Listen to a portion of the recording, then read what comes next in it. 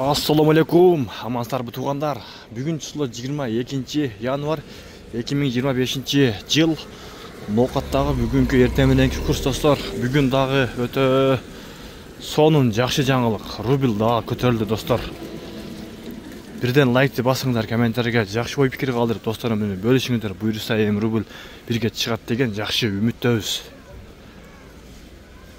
Кече рубль 0,85 эле, ал эми бүгүн болсо финансовый кредит банкта 86,5 болуп калыптыр, машалла.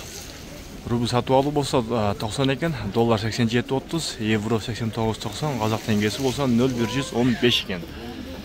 Өтө сонун достор, буюрса комментарийге жазыңыздар, рубль алга деп. Ал эми сиздер жакта кандай болуп жатат, комментарийге жазып коюңуздар. Кийинки Капитал банкта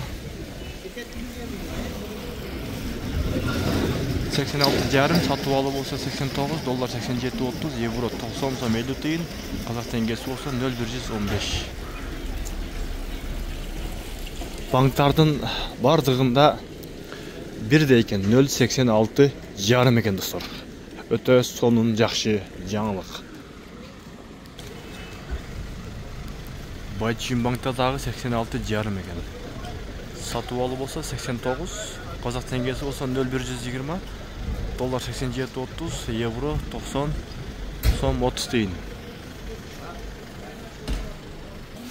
Бир эле мына ушул коммерческий Кыргызстан банкта рубль 86 экен.